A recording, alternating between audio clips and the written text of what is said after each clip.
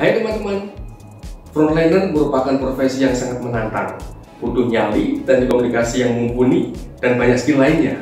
Saya mengibaratkannya sebagai pasukan tempur perusahaan yang berada di garda terdepan.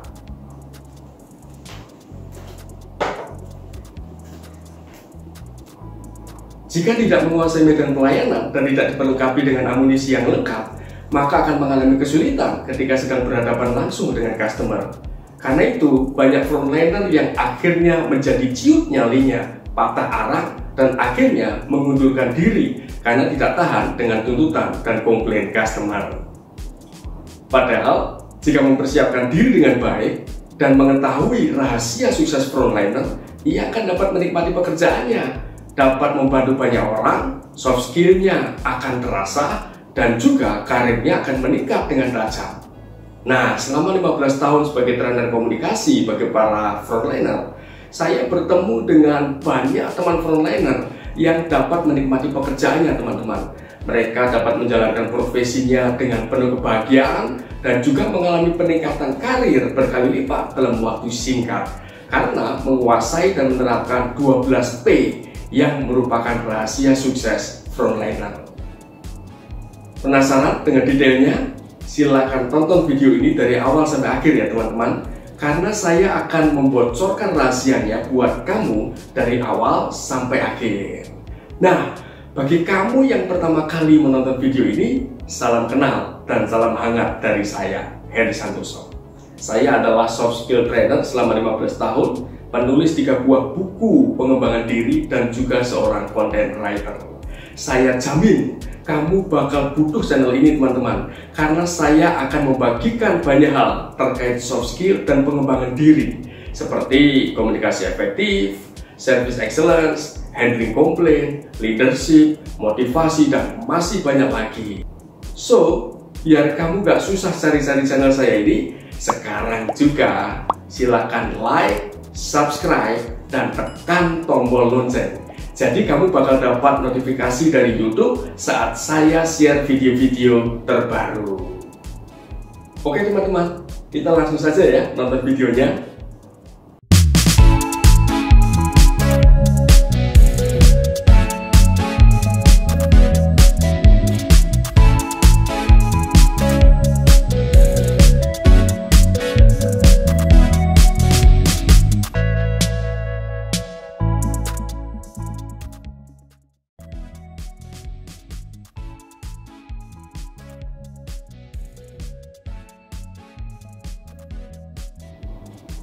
Dalam video sebelumnya, saya sudah membagikan 4P pertama dari 12P yang merupakan rahasia sukses frontliner.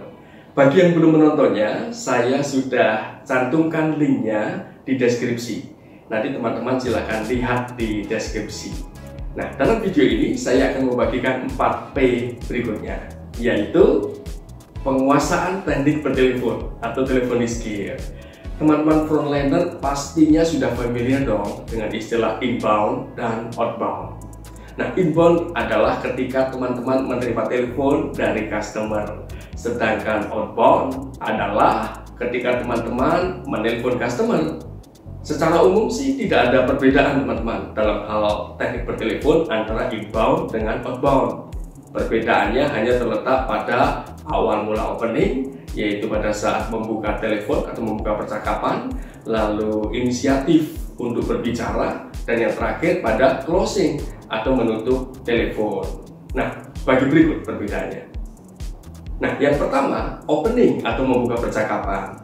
Nah, pada inbound, ketika ada telepon masuk, segeralah mengangkat telepon setelah maksimal 3 kali nada dering.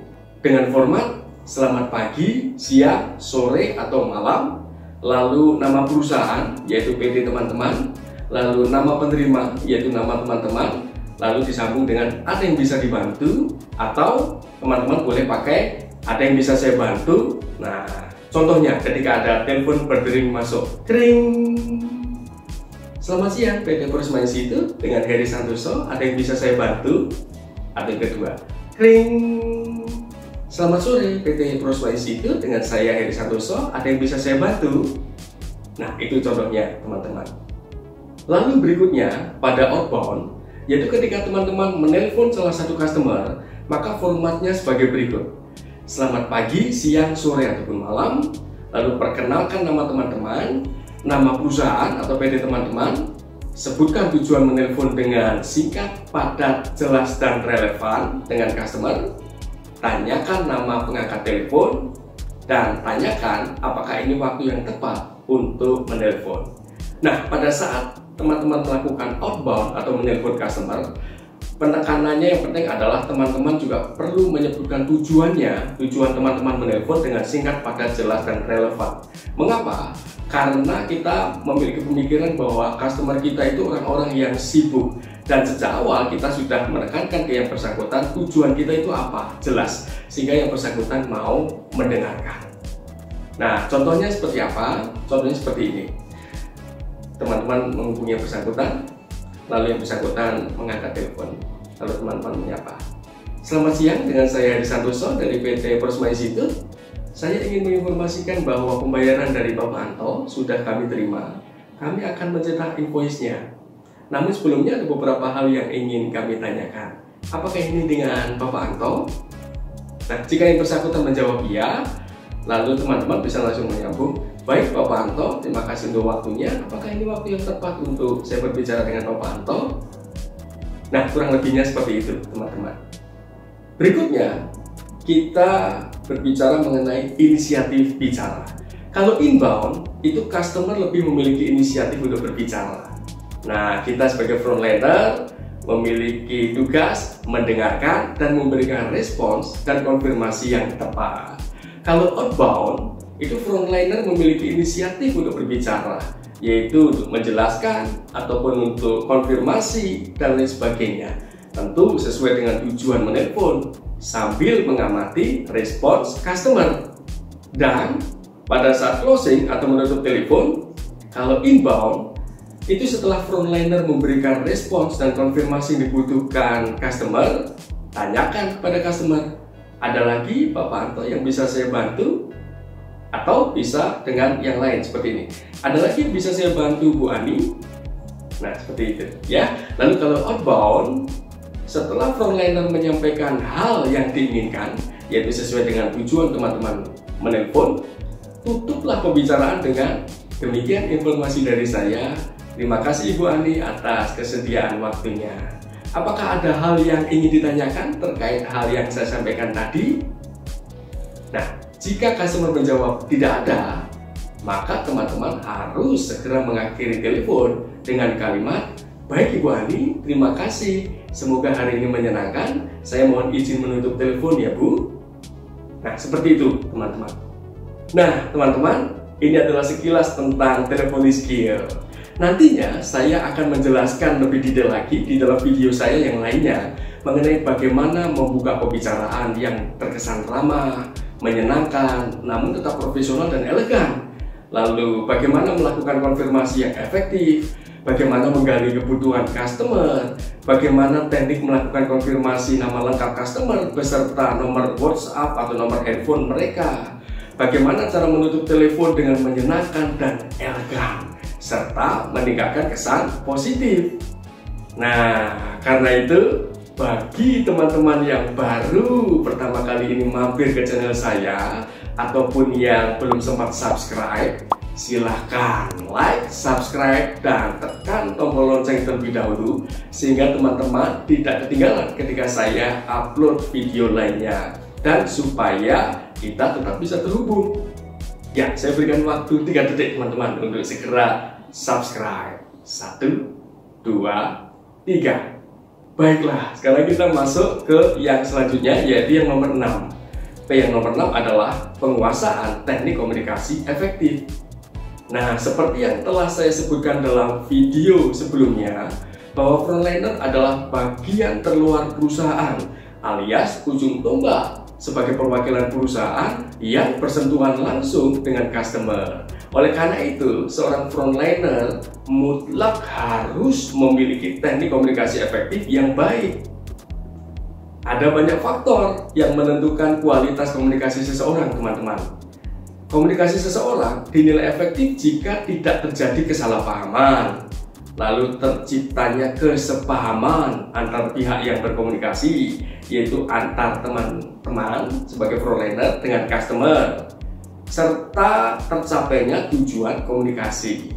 Nah, untuk mencapainya, kamu wajib mengetahui 5 hukum komunikasi dan cara membangun likability di dalam diri kamu, sehingga orang lain cenderung mau mendengarkan dan menerima ide-ide kamu serta masukan-masukan dari kamu, atau barangkali kamu punya tujuan untuk menawarkan sesuatu atau menjelaskan sesuatu dan mereka akan cenderung menerima.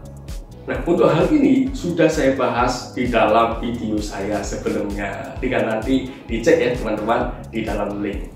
Untuk mengurangi terjadinya kesalahpahaman saat kamu sedang berkomunikasi dengan customer, pastikan kamu yang pertama menjadi pendengar aktif, yaitu menggunakan teknik konfirmasi dan lain sebagainya. Untuk detailnya nanti bisa teman-teman lihat dalam video saya yang lainnya. Link akan segera saya lengkapi di deskripsi. Lalu yang kedua adalah teman-teman perlu memastikan bahwa komunikasi kamu itu memenuhi 7C. Nah, 7C itu yang pertama adalah completeness. Di dalam memberikan pertanyaan dan penjelasan kepada customer, pergunakanlah kalimat lengkap sehingga tidak menimbulkan persepsi lain dari customer. Yang kedua adalah concreteness. Penjelasan dan informasi yang kamu sampaikan kepada customer bersifat nyata dan tidak ambigu. Contoh kalimat yang tidak konkret atau kalimat yang ambigu. Baik Pak, nantinya masukan dari Bapak akan kami tangani dengan sebaik-baiknya. Perhatikan teman-teman, kami tangani dengan sebaik-baiknya. Nah, itu ambigu. Ambigu yang pertama, kami tangani. Kami tangani itu seperti apa bentuknya? Lalu dengan sebaik-baiknya. Sebaik-baiknya itu seperti apa? Nah, ini masih ambigu. Nantinya akan menimbulkan perbedaan persepsi antara kamu dan customer. Nah, sekarang contoh kalimat yang konkret seperti apa? Contohnya seperti ini teman-teman. Baik Pak, masukan dari Bapak Anto akan kami diskusikan terlebih dahulu dengan manajemen dan divisi penjualan.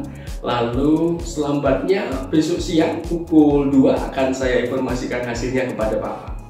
Nah, ini cukup jelas ya teman-teman, cukup konkret. Yang ketiga adalah courtesy, yaitu kesopanan atau keramahan. Dan yang keempat adalah correctness. Informasi yang kamu sampaikan harus tepat dan akurat. Jangan menyampaikan atas dasar asumsi pribadi. Jika kamu memang belum mendapatkan kejelasan dari pihak terkait, kamu bisa melakukan konfirmasi terlebih dahulu untuk mendapatkan kejelasan. Baru setelah itu, kamu sampaikan kembali kepada customer. Lalu yang kelima adalah clarity.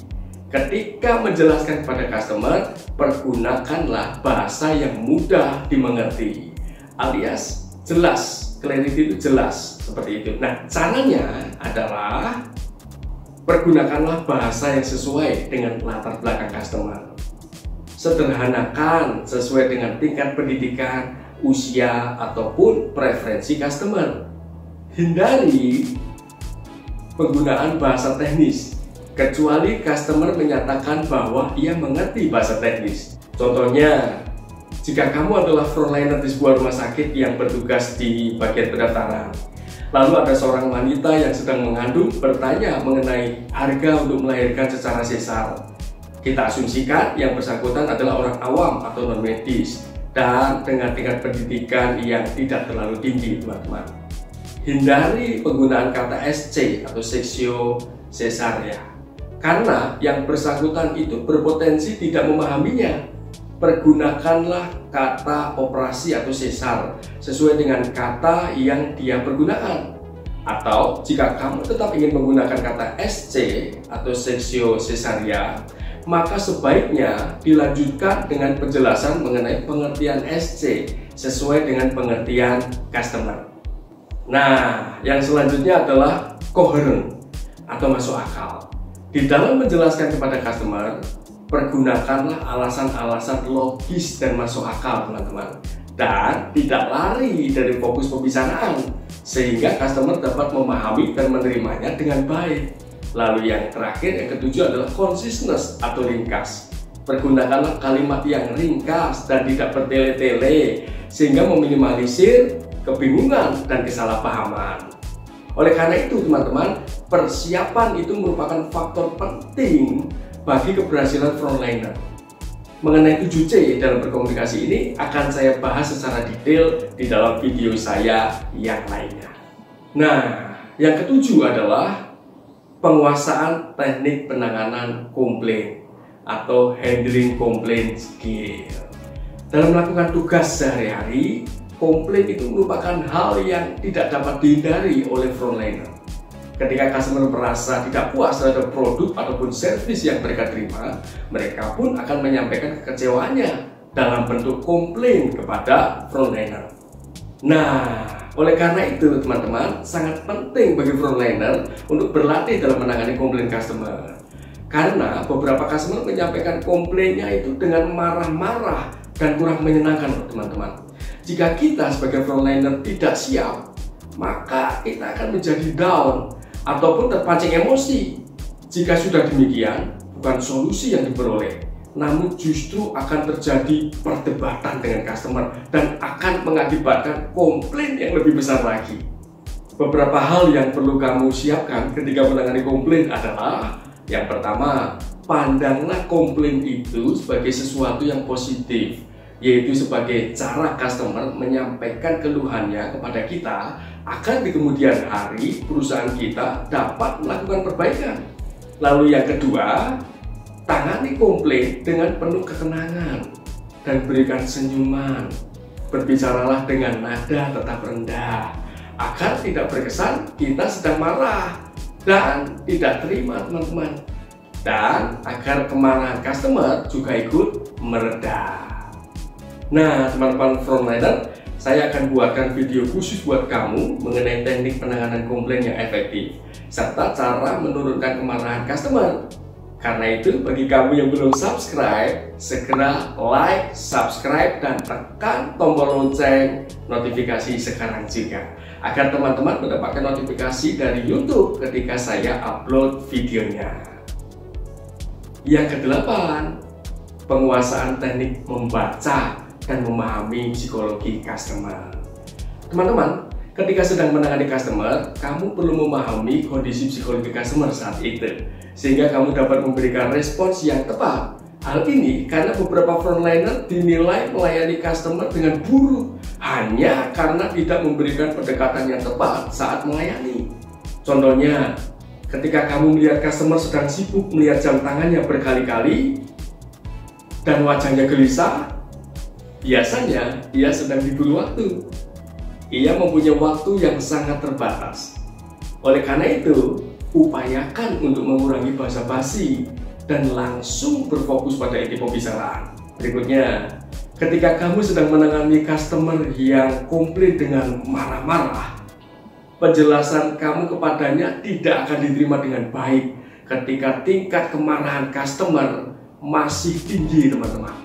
Jika kamu melihat ia masih berbicara dengan mata melotot, nada suara tinggi, bicara cepat dan pendek, bicara sambil teriak, diikuti dengan acungan telunjuk ke wajah kamu, prioritaskan untuk mencoba menurunkan emosinya terlebih dahulu. Beberapa caranya adalah sebagai berikut. Yang pertama, tetap tenang teman-teman. Berbicaralah dengan nada rendah dan lembut. Lakukan eye contact dengan lembut dan proporsional. Jadilah pendengar aktif yang penuh empati. Tunjukkan bahwa kamu memahaminya. Setelah kamu melihat kemarahannya sudah mulai mereda, baru kamu mulai memberikan penjelasan yang dibutuhkan. Nah, demikian 4P yang penting kamu kuasai dari 12P teman-teman. Untuk detail masing-masing akan saya buatkan videonya tersendiri. Masih ada 4P lainnya yang akan saya bagikan melalui video selanjutnya. So, pastikan kamu sudah like, subscribe, dan tekan tombol lonceng notifikasi agar kamu mendapatkan notifikasi dari YouTube saat saya membagikan video-video lainnya. Dengan subscribe channel ini, kamu akan mendapatkan banyak manfaat dan keuntungan, yaitu kamu akan mendapatkan materi-materi soft skill dari saya, karena saya akan upload video-video tersebut minimal 2 kali seminggu buat kamu. Nah, semoga bermanfaat teman-teman.